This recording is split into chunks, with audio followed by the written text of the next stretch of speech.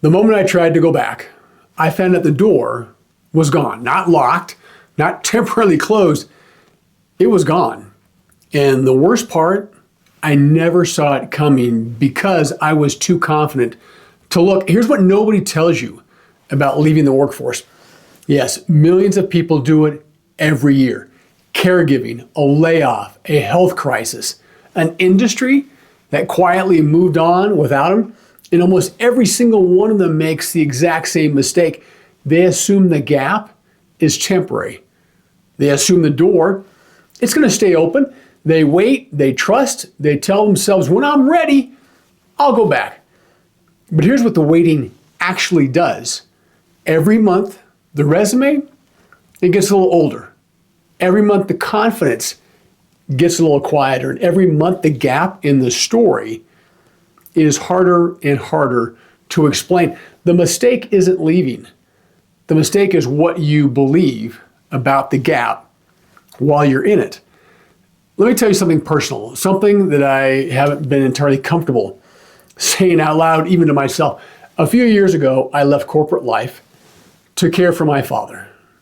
He had Alzheimer's, and there was nowhere else I was supposed to be.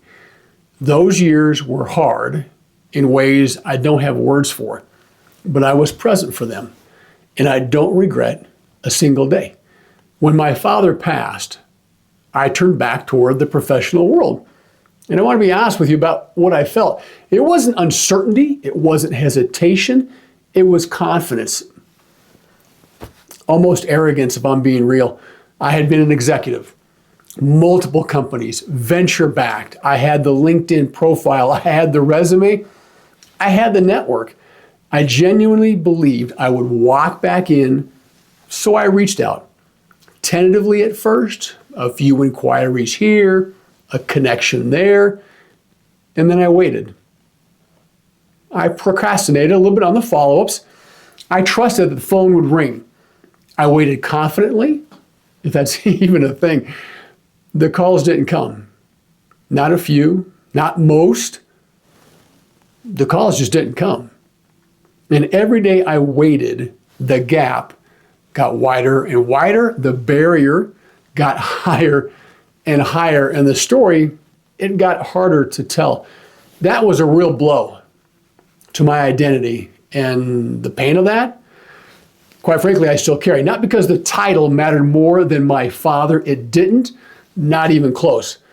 But because I didn't realize how much of me, how much of my identity was living inside of that title until it was gone.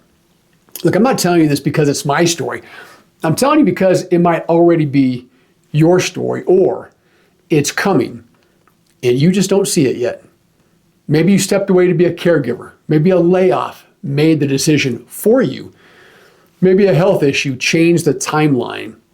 Maybe the industry you spent 30 years building inside quietly moved on without you. AI is doing this to people right now, today. People who are 55, 60, 62, who have done nothing wrong and are watching a gap open that they never ever planned for. So I want to ask you something directly. How long have you been waiting for that door to reopen? There are 3 things I had to learn the hard way. I'm going to save you the wait. When I was in those caregiving years, I assumed my professional value was obvious, sitting right there on the shelf, ready to be picked back up. What I didn't understand is that the market, it doesn't hold your place. The people who are making hiring decisions, they moved on to other candidates. The relationships that would have opened doors went somewhat cold because I wasn't maintaining them. The relevance I assumed I had was quietly aging out. Your value doesn't disappear when you step away, but the assumption that, hey, it's obvious for everybody else to see, that assumption gets more expensive every month you let it go untested. Now, the second one, this was the hardest for me. When the executive title was there, I knew who I was. The answer to, hey, what do you do? Was also the answer to, who are you?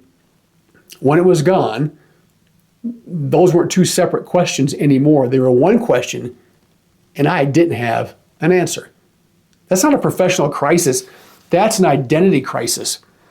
And most people in the gap are carrying that weight without ever naming it.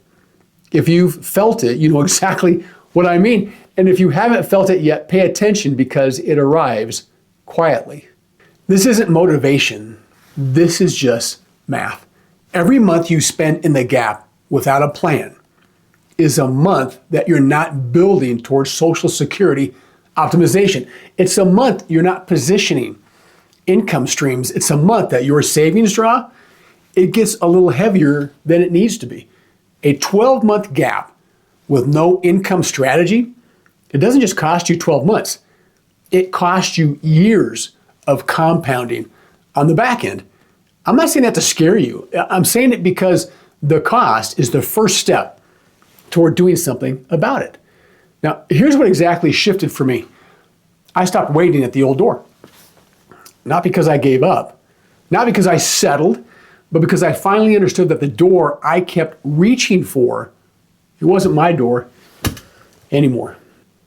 That chapter had closed, and I had to grieve it before I could build anything new. The grief is real. I'm not going to tell you it isn't. Closing an identity chapter is not a small thing.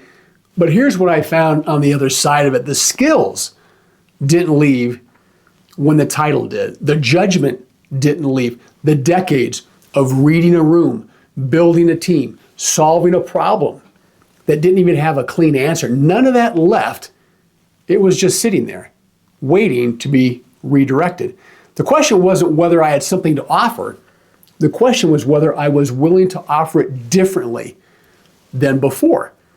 No one's coming to save you or save your retirement. That's not pessimism. That's the most freeing thing I ever learned. Because if no one is coming, then the next move is yours and yours alone. And that means it can actually happen. Look, I want you to picture something. The person who watches this video and actually moves, not the person who nods and scrolls, the one who stops waiting, the one who closes the chapter and starts asking different questions. That's the person that doesn't need a new title. They need a new direction for what they already have. And when they find it, when they build something from the skills that were always there, they become something different to the people watching them. Not the person who used to be something, the person who became something else, something better on their own terms. That person is you, if you're willing to stop waiting. This is Brain Flash.